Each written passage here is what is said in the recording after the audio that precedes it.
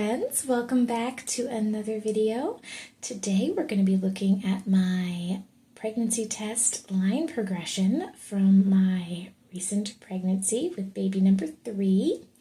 If you saw my I'm back video, you saw the announcement that I had a baby and I've been gone for a little while, so we're catching up on some of that footage and content.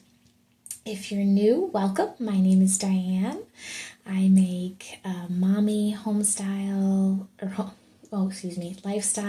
housekeeping content generally, but I also love to follow my pregnancies.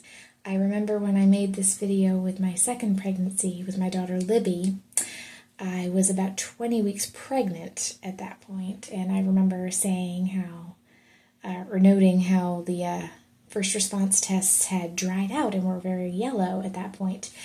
And here we are, probably, 11 months after I took these tests, and these ones have not really yellowed that much. I was quite impressed with that, so when I pulled them out. So maybe first response is getting better with something, or maybe that's just luck of the draw this time.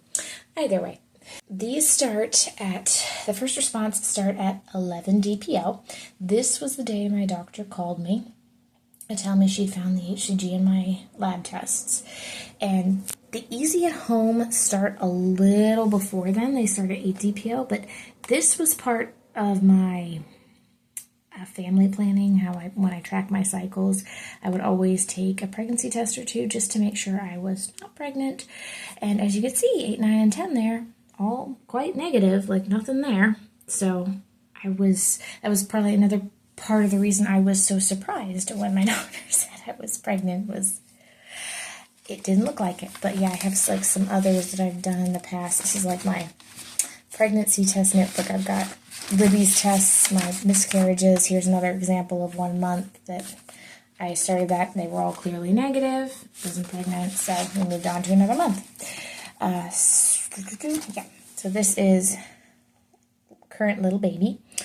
So these are not from when I ovulated. These are ones I take congruently with the HCG test just to see, because it's easier to see HCG sometimes on LH strips before it becomes as evident on HCG strips.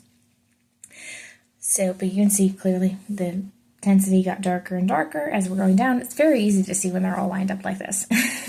And that continues on down here. There's always LH in your system, so there will always be something on an ovulation test. But yeah, they'll pick up the HCG. As you can see there, it looks like a positive ovulation test. And that is at the same time as 18 DPO, which is also quite positive.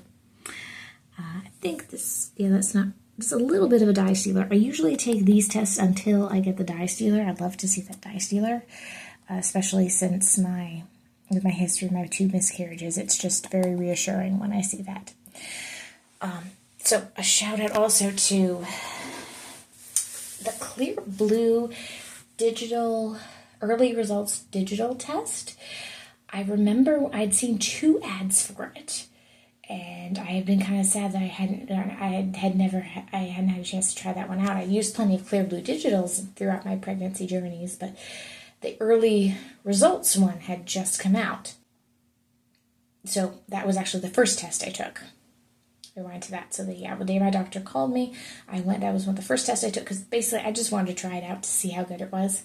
So I took that test first, and then I took this test the same day, 11 DPO.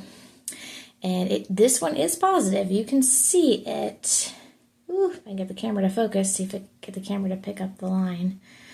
There is a faint line on it, which for me, for Clear Blue to have picked up what first response is showing at this lightly is phenomenal.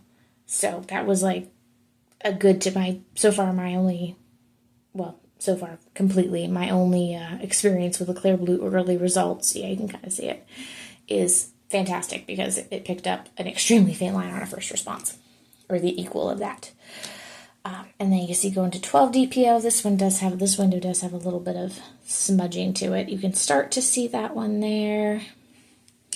And then going down 13 is clear. Very, very clear. Clearly there. And I had bought, I think, got 2 boxes. I got a second box of these because I wanted to get to that dye sealer. This was as dark as it got. At that point, I had 2 HCG draws. I knew the levels were, or had I had the, yes. So yeah, 16 DPO. I had the second HCG draw. So I knew my levels were more than doubling. So normally those are done 48 hours apart, blood draws, but this was 72 hours apart because this was a Friday and this was a Monday. I believe, if I remember correctly, that's why they were 3 days apart instead of 2 days apart. But with my history of 2 miscarriages, my midwife always orders the HCG draws. So yeah, looking at that, that is how my pregnancy tests progressed this time. I hope you guys enjoyed this video.